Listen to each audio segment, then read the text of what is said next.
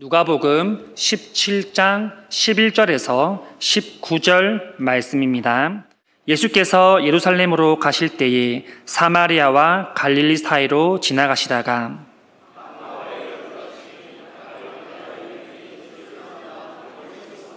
소리를 높여 이르되 예수 선생님이여 우리를 불쌍히 여기소서 하거늘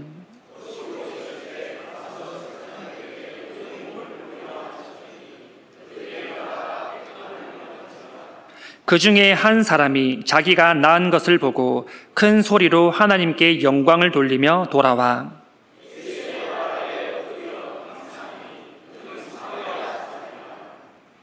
예수께서 대답하여 이르시되 10사람이 다 깨끗함을 받지 아니하였느냐? 그 9은 어디 있느냐?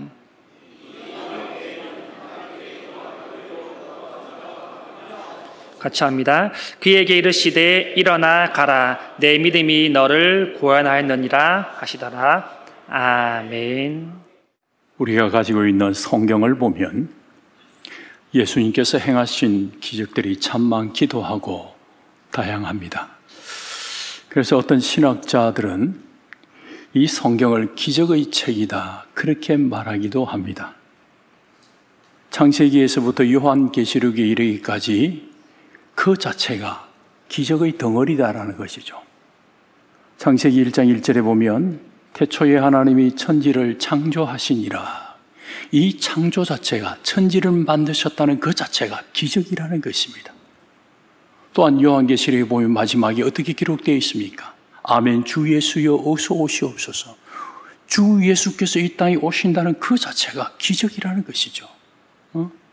그런데 그 중에서 그 수많은 기적들을 우리가 연구를 해보면 많은 부분이 불치의 병에 걸린 사람들을 고치신 기적으로 소개되고 있습니다. 특히 예수님께서 행하신 그 사복음서를 보면은 수많은 기적들이 예수님을 통해서 표현되기도 하는데 대부분이 불치의 병에 걸린 사람들, 인간의 의술로는 고칠 수 없는 그런 중환병에 걸린 사람들을 예수님께서 고치신 것을 볼 수가 있습니다. 날 때부터 앞을 보지 못한 맹인의 눈을 주님께서 고쳐주셨습니다. 듣지 못하는 농아에게 다가가서 귀를 만지고 에바다 하니까 듣게 되었다라는 말입니다. 귀신 들린 사람을 고쳐주었어요. 12의 혈루증 걸린 여인이 이런 마음을 가지고 있었습니다. 아, 내가 주님의 옷자락만 만지면 나을 것 같아. 그 믿음으로 그 12의 혈루증이 고침을 받게 되었다는 거 우리가 성경을 통해서 잘 알고 있지를 않습니까? 그뿐만이겠습니까? 38년 동안 침상에 누워서 하늘의 천사가 내려와 물이 동하기를 기다렸던 베데스다 연못가의 그 한 중환 질병 환자도 주님이 오셔서 네 상을 들고 일어나 그 집으로 가라 했을 때 벌떡 일어나 갔습니다. 이렇게 성경을 보면 수많은 치유의 사건들이 나타나고 있습니다. 그것을 오늘 우리에게 소개하면서 예수님의 복음을 증거하고 있는 것입니다. 이렇게 예수님을 만나서 치유를 받은 사람들의 그 은혜를 보면은 사람마다 다 다르고 다양하겠지만 그 치유받은 자들이 그 받은 기쁨과 감사의 크기로 말하자면 여러분 무엇일 것 같아요? 어떤 중환병에 걸린 사람이 치유를 받아서 감사하는 거 은혜를 표현하는 것이 제일 큰 것 같습니까? 제가 생각해 볼 때는 죽었다가 다시 살아난 것 이것이 최고일 것 같아요. 안 그렇습니까? 나사로가 살아나니까 죽었다가 살아났습니다. 누이들이 잔치를 벌였다고요. 잔치로 그 기쁨의 강도를 이야기하고 있지 않습니까? 해당장 야이로의 딸이 살아났다니까요. 수많은 성경에 보면은 많은 사람들이 죽었다가 살아난 것이 있지만 그 기쁨을 어떻게 표현할 수 있겠습니까? 그러나 그것을 제외하고 난 다음 어떤 질병에 고침을 받아서 기쁨과 감사의 크기를 은혜로 나눌 수 있겠습니까? 제가 볼 때는 나병이라고 생각합니다. 문둥병으로부터 깨끗함을 받은 것을 능가할 은혜와 감사는 없을 것이다. 그렇게 생각이 되어져요.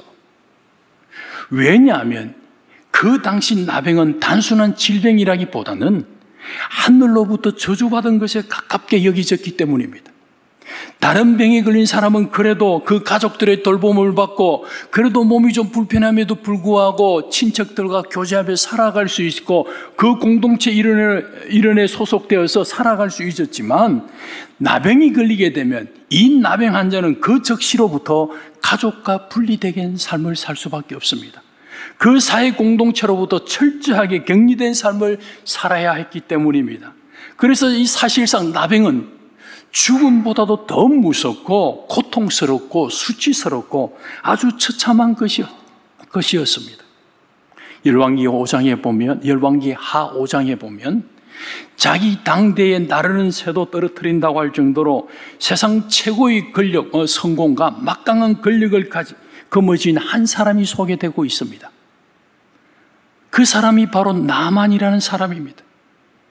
나만은 오늘날 시리아에 해당하는 아람 나라의 군대 장관이었습니다. 열왕기하 5장 18절에 보면 왕이 국정의 공식 석상에서 그의 손을 의지하면서 나라를 다스렸다라고 표현한 것 보면은 나만은 군대 장관인과 동시에 국무총리의 역할도 했다는 것을 볼 수가 있습니다. 또 그는 큰 부자였습니다.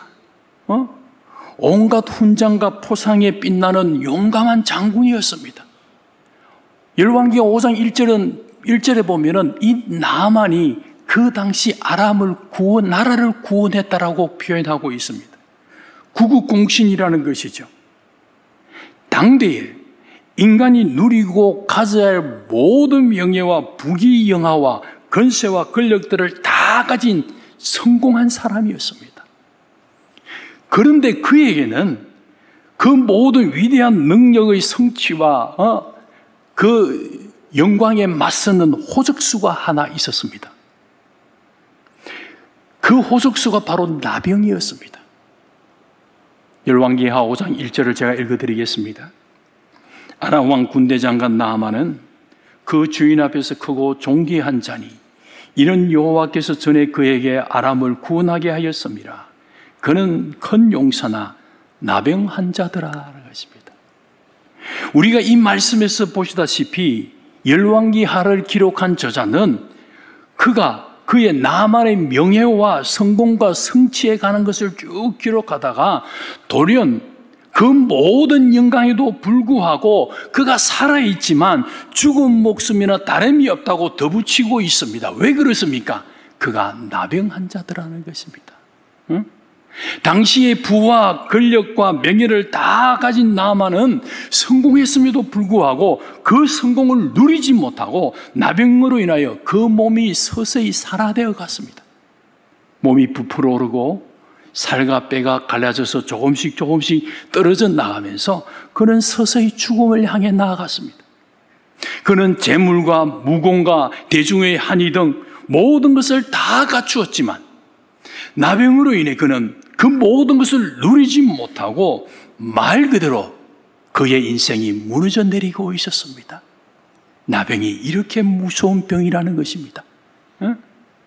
그런 절망의 상황에서 나병으로부터 치유를 받았다는 것은 죽었다가 다시 살아난 것 이상으로 크고 놀라운 일이 아닐 수 없는 것입니다. 그런데 오늘 본문의 말씀에 보면 예수님으로부터 그렇게 엄청난 치유의 은혜를 입은 이 나병 환자가 한 사람도 아니고 한꺼번에 10사람이나 소개되고 있습니다. 대단히 놀랍지 않습니까? 그런데 문제는 치유받은 그 10사람 가운데 단 한 사람만이 예수님께 돌아와 감사하고 하나님께 영광을 돌렸다는 데 문제가 있습니다.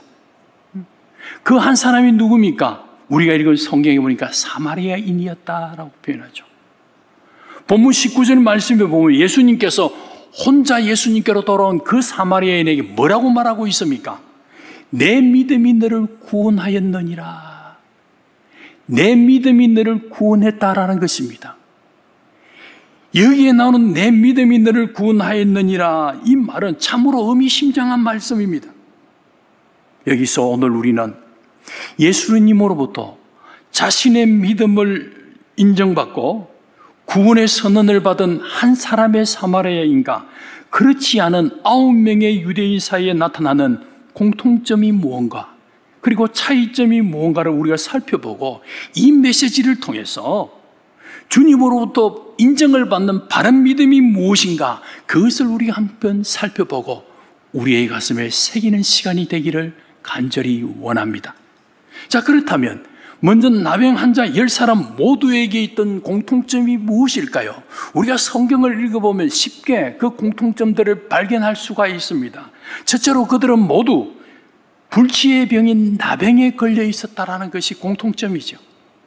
그리고 이들은 똑같이 유대인이나 사마리아인이나 신분의 차별 없이 똑같이 나병으로 인하여 비참한 상황에 놓여 있었다는 것입니다. 또 이들은 예수님에 관해서도 잘 알고 있었습니다. 그리고 이들은 예수님으로부터 자신의 병 고침에 대한 간절한 기대를 가지고 있었습니다. 그래서 이들은 예수님께서 자신들이 사는 동네 근처로 갈릴리와 사마리아 근방으로 예수님이 지나가신다는 정보를 입수하고 함께 10명이 동시에 큰 목소리로 이렇게 고함을 지릅니다. 예수 선생님이여, 우리를 불쌍히 여기소서. 예수 선생이여, 우리를 불쌍히 여기소서. 이렇게 부르짖었던 것입니다. 자신들이 처한 비참한 상황을 긍휼히 여겨달라는 것입니다. 우리가 이것을 직접적으로 표현하면 예수 선생이여, 내 나병 좀 고쳐 주옵소서. 당신밖에 없습니다 라는 표현이에요. 둘째로 이들은 모두 율법에 대한 지식을 가지고 있다는 게 공통점입니다. 율법에 대한 지식을 가지고 있었기 때문에 이들은 나병 환자는 일반인들과 나병에 딱 걸리게 되면 일정한 거리를 두고 떨어져 살아야 한다는 것을 율법을 통해 그들이 배워 알고 있습니다. 그래서 이들은 예수님께서 자신들이 사는 근방으로 지나가신다는 그 정보를 입수하고 가까이 가지를 않았습니다. 왜 그렇습니까? 율법에 가까이 가면 안 된다라고 했기 때문에 배워 알고 있습니다. 그래서 여러분 12절에 보니까 어떻게 표현하고 있습니까? 멀리 서서 큰 목소리로 예수 선생이여, 우리를 불쌍히 여기소서. 저는 이 메시지가 오늘 여러분들의 기도 제목이 되기를 원합니다. 예수님, 나를 불쌍히 여겨 주옵소서. 예수님 외에는 내 문제를 해결할 자 아무도 없습니다. 이것 가지고 이 성전에 와서 오늘 메시지를 통해서 하나님의 뜻을, 하나님의 치유를 체험하기를 원합니다. 이런 기도 제목이 있기를 바랍니다. 또 이들은, 이 나병 환자들은 율법을 통해서 이 나병 환자가 이제는 건강을 회복해서 사회에 들어가서 일반인들과 함께 살아가기 위해서는 먼저 자신들의 몸을 제사장에게 보이고 제사장으로부터 깨끗해졌다는 확인을 받아야 한다는 그 선언을 받아야 한다는 것도 잘 알고 있었습니다. 어떻게? 율법을 통해 알고 있었다는 것입니다. 그래서 이들은 예수님께서 그들에게 가서 제사장에게 너희 몸을 보이라고 예수님이 말씀하셨을 때 왜 우리가 갑자기 내 몸을 제사장에게 보여야 되는지 그 이유를 묻지도 않고 따지지도 않고 예수님의 말씀을 듣자마자 그들은 제사장을 찾아 떠나갔던 것입니다. 율법을 배워, 통해 배워 알고 있었다는 것입니다. 셋째로 이 10명의 나병 환자들이 가지고 있는 공통점이 뭐냐? 예수님은 자신의 병을 능히 고칠 수 있는 분이시라는 것에 대한 믿음이 있었다라는 것입니다. 예수님만은 내 병을 고쳐주실 수 있는 분이다라는 것을 그들은 믿고 있었다라는 것입니다. 세상의 의술로는 고치지 못한다 하더라도 주님은 고칠 수 있는 능력을 가지신 분이라는 것을 그들은 믿었다라는 것입니다. 세상은 자신들의 문제를 해결해 주지 못해도 자신들의 문제를 주님 앞에 내려놓으면 주님은 해결해 주신다는 것을 그들은 믿었다라는 것입니다. 이런 믿음 정도는 우리도 가지고 있어야 되지 않겠습니까? 내가 기도하면 주님이 나를 인도해 주시고 고쳐주신다. 이런 믿음 정도는 가지고 있어야 되지 않겠습니까? 오늘 여러분에게 이런 믿음이 있기를 간절히 바랍니다. 그래서 그들이 어떻게 했습니까? 그 믿음이 있으니까 예수 선생님이여, 우리를 불쌍히 여기소서라고 외쳤던 것입니다. 그것뿐만 아니라 성경을 보면 예수님께서 그들의 병이 다 나았다 선언하지 않았습니다. 또 그들을 불러가지고 이리 오너라 내가 너희들의 병을 고쳐주겠다 약속도 하지 않았습니다. 단지 예수님은 그들에게 고함 소리를 듣고 뭐라고 말하고 있습니까? 가서 제사장에게 너희 몸을 보이라고만 말하고 있습니다. 그런데도 이들은 예수님에게 가까이 가서 주님, 아니 지금 내가 어떻게 제사장에게 내 몸을 보이겠습니까? 내가 나병 환자입니다. 주님이 먼저 내 몸을 고쳐주셔야만이 내가 제사장에 가서 몸을 보일 것 아니겠습니까? 라고 반문하지도 않았습니다. 무엇을 의미하는 것입니까? 이것은 분명히 10명의 나병 환자들이 예수님께서 그렇게 말씀하신 것만으로도 자신들의 병을 고쳐주시겠다고 말씀한 거나 다름이었고 또 말씀하신 대로 자신들이 제사장에게 가기만 하면 낫게 될 것이라고 믿었기 때문입니다. 여기까지는 지금까지 말씀드린 이 4가지 속에는 4가지는 10명의 나병 환자들 모두가 가지고 있는 공통점입니다.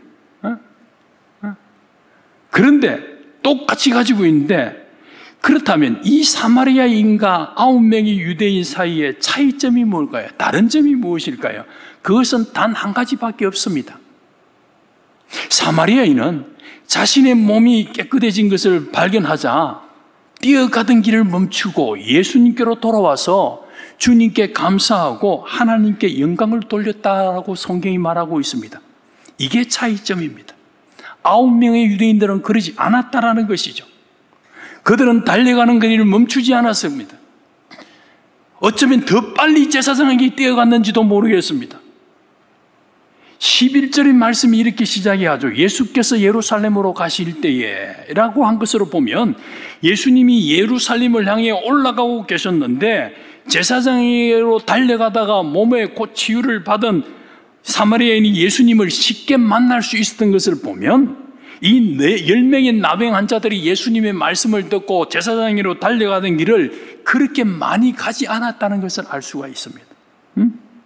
그래서 사마리아인은 자신의 몸이 깨끗해졌음을 발견하자 그 순간 지체하지 아니하고 예수님께로 돌아온 것입니다.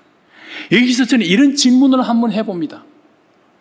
과연 이 사마리아인이 홀로 예수님께로 돌아왔는데 이 홀로 예수님께로 돌아오면서 함께 뛰어가던 9명의 유대인들에게 아무 말도 하지 아니하고 혼자 살짝 예수님께로 돌아왔을까 하는 것입니다. 저는 그러지 않았을 것이라고 생각해 봅니다. 물론 그 당시에는 사마리아인과 유대인 간의 그 장벽이 있었습니다. 그것 때문에 서로를 앙숙관계로 있습니다. 사람 취급을 하지 않았습니다. 유대인들이 사마리아인을 개처럼 취급했습니다. 그럼에도 이 10명의 유대인들은 10명의 나병 환자들은 유대인이나 사마리아인의 신분을 벗어나서 함께 공동체 생활을 했습니다. 무엇으로? 나병으로 인하여. 모진 고통을 함께 나누었습니다. 괴로움을 함께 나누던 동료들입니다. 그래서 병고침을 받은 이 사마리아인은 9명의 동료 유대인에게 적어도 이런 말은 한 번쯤은 했을 것입니다. 이보게들, 우리 몸이 예수님을 통해 정말 깨끗해지지 않았는가? 나는 지금 당장 예수님께로 달려가서 이 사실을 직접 보여드리고 주님께 감사하고 싶은데 같이 가지 않겠는가? 우리가 그동안 얼마나 많이 힘들었는가? 얼마나 고생했는가? 주님이 고쳐주지 않았는가? 우리가 주님을 먼저 만나서 감사하고 제사장에게 달려가면 되지 않겠는가? 이렇게 그냈을 것이라고 보는 것이 성경적이라는 것이지요. 그런데 9명의 유대인은 그 말에 순종하지 않았습니다. 예수님께로 달려가지를 않았어요. 왜 그들은 돌아오지 않았을까요? 그 이유는 무엇보다도 이들에게는 율법에 정해진 대로 제사장에게 가서 몸을 보이는 것이 더 중요했기 때문이라는 것을 말할 수 있습니다. 그런데 과연 이 10명의 유대인들이 사마리아인과 함께 예수님께로 돌아오지 않는 것이 단지 율법의 명령을 철저히 지키려는 순수한 신앙적 동기 때문이었을까요? 아니었을 것입니다. 만일 순수한 신앙적 동기 때문이라고 한다면 우리가 함께 읽고 있는 이 성경 17절의 말씀이 기록되지 않았을 것입니다. 17절에 보면 예수님께서 이렇게 말씀하고 있습니다.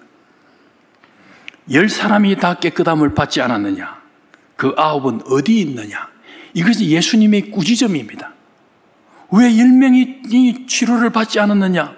왜 너 혼자 왔느냐? 다들 어디 있느냐? 예수님께서 그들의 처신을 긍정적으로 평가하지를 않았습니다. 그런데 예수님께로 달려가는 것보다도 율법대로 실행하는 것이 더 급하고 중요한 일이라고 생각한 그들은 그들의 그 맹분 뒤에는 주님이 꿰뚫어 보신 또 다른 동기가 그들에게 숨어 있었다는 것을 알 수가 있습니다. 그것이 무엇입니까? 율법이 정한 바대로 행하는 것, 그 자체보다도 이 9명의 유대인들에게 더 급하고 간절한 것이 있었는데 그것이 뭐냐? 그것은 이제라도 빨리 자신들의 몸을 제사장에게 가서 보이고 자신의 몸이 깨끗해졌다는 제사장의 확인과 선언을 한시라도 빨리 받는 것이 급선무였다라는 것입니다. 왜 그쪽에 그들이 관심을 가졌는가? 그렇게 함으로 그들은 지난날 문둥병으로 인하여 박탈당했던 자신들의 사회적 진리를 찾는 것, 명예를 찾는 것이 더 우선적이었던 것이었습니다. 더 급했습니다. 내가 이제 깨끗해졌으니 빨리 제사장에게 학답을 받고 내가 이전에 놓아버렸던 그런 지위와 권력과 부와 명예를 다 찾는 것이 우선적으로 그들은 생각했다는 것입니다. 그리고 난 후 가족들을 만나고 깨끗한 옷을 갈아입고 맛있는 음식을 먹으면서 편안한 잠자리에서 잠을 자고 그리고 앞으로의 삶들을 논의하는 그런 일에, 세상적인 일에 자신들의 미래에 더 우선적이었다는 것이죠. 그 일들이 너무나 급하고 간절했기 때문에 이들은 예수님께 감사하는 일을 까맣게 잊었거나 아니면 나중에 기회가 되면 예수님을 찾아가 감사해야 되겠다라는 생각에 그치고 만 것이 아닌가라고 추측해 봅니다. 그런데 한 사람의 사마리아는 달랐습니다. 자신의 병 고침을 받은 그는 이제는 더 이상 자신의 사회적 권리를 회복하는 일이나 9명의 유대인처럼 자신의 즐거움이나 편안함을 누리는 것이 그가 원하는 삶의 최우선적인 것이 아니었다라는 것입니다. 그는 이렇게 생각했습니다. 나를 깨끗하게 고쳐주신 그분, 나의 삶을 변화시켜주신 그 주님께 감사하며 이제부터라도 주님을 떠나지 아니하고 주님과 함께하는 것이 자신의 삶 속에서 그 무엇보다도 중요하고 급한 것이라는 것을 깨달았다는 것입니다. 이게 내 인생의 목적이야. 이게 내 삶의 의미야. 이게 내가 사랑하는 이유라는 것입니다.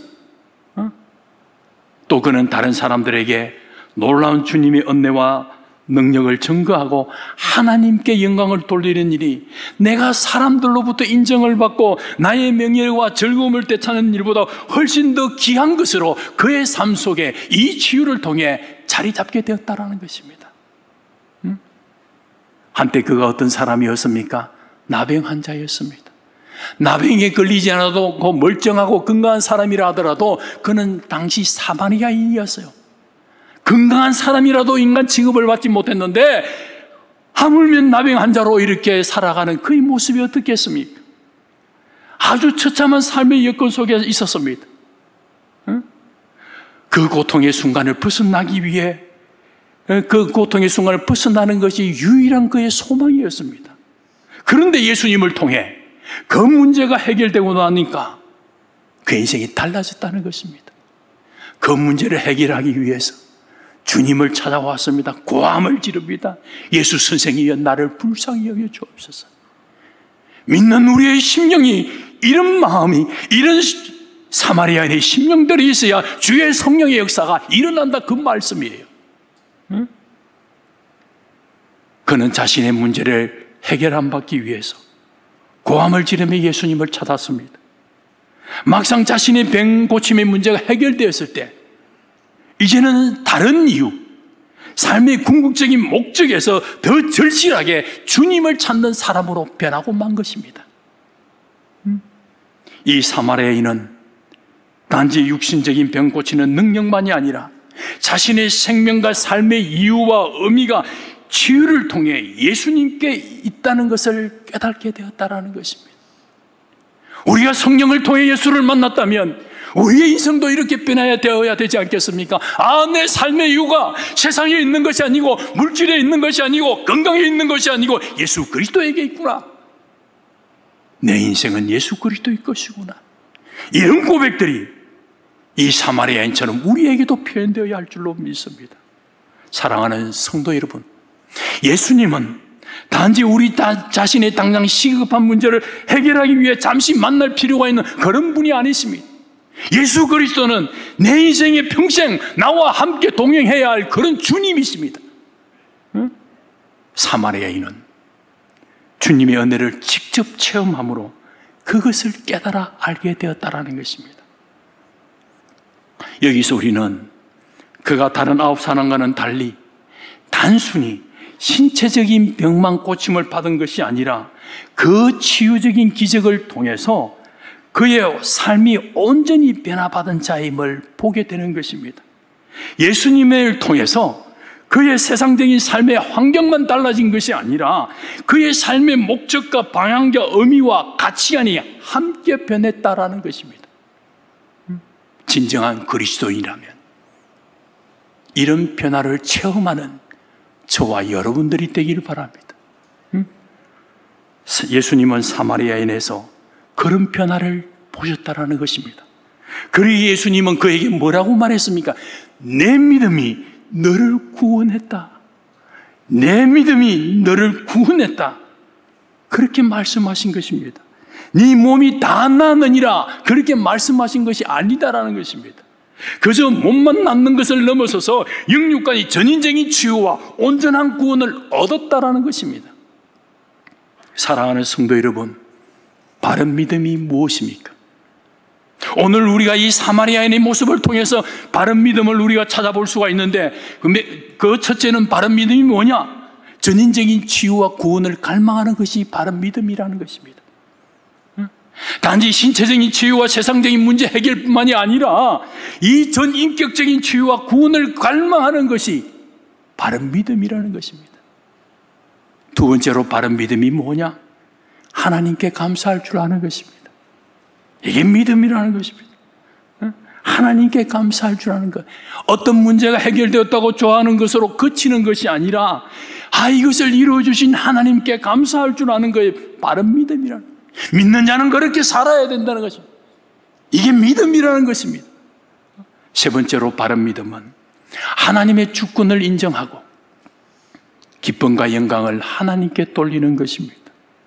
나의 사회적 권리를 지키고 내 자신의 즐거움과 영광을 누리는 것보다도 하나님의 주권을 인정하고 하나님께 기쁨과 영광을 돌리는 것이 더 돌리는 것을 중요하게 여기는 것이 바른 믿음이다라는 것이죠. 네 번째로 바른 믿음은 언제나 변함없이 하나님을 찾는 것. 언제나 변함없이 하나님을 찾는 것. 내가 공경에 처했을 때뿐만 아니라 내가 만사가 형통하고 아무런 문제나 어려움이나 부족함이 없을 때라도 언제나 변함없이 주님 앞에 엎드리는 것, 주님을 찾는 것, 그게 믿음이라는 거죠. 마지막으로 바른 믿음은 하나님 중심으로 내 삶의 가치가 바뀌는 것입니다. 내가 인간적으로 부여한 가치 순위에 따라 설정한 내 삶의 목표를 달성하기 위해 하나님의 힘을 빌리는 것이 아니라는 것입니다. 바른 믿음은 하나님 우선으로 내 삶의 우선순위가 바뀌는 것입니다. 본문에 나오는 9명의 유대인에게는 이 믿음이 없었다라는 것입니다. 우리는 이런 찬양을 한 번씩 할 때가 있죠. 이제 내가 살아도 주 위에 살고 이제 내가 죽어도 주 위에 죽겠습니다. 우리가 하나님의 성령을 체험하면 눈물을 흘리면서 우리도 모르게 이런 고백들이 입술에서 나오지 않습니까? 이게 바로 하나님 중심으로 내 삶의 가치가 바뀌는 과정이라는 것이죠. 9명의 유대인에게는 이게 없었다라는 것이죠. 오직 한 사람 사마리아인에게만 주님이 인정하는 바른 믿음이 있었다라는 것입니다. 사랑하는 성도 여러분, 오늘 이 예배에 나오신 거 얼마나 귀한지 모릅니다. 무더위를 뚫고 나왔잖아요. 예배를 통해서 삶의 당면한 문제가 해결되기를 원하십니까? 하시는 일이 좀 잘 되었으면 좋겠습니까? 이제는 뭔가 행통하기를 원합니까? 교회 나오면 기쁨을 누리고 성도들을 만나면 즐거움을 누리기를 원하십니까? 그렇다면 바른 믿음을 소유하십시오. 나도 이 사마리아인처럼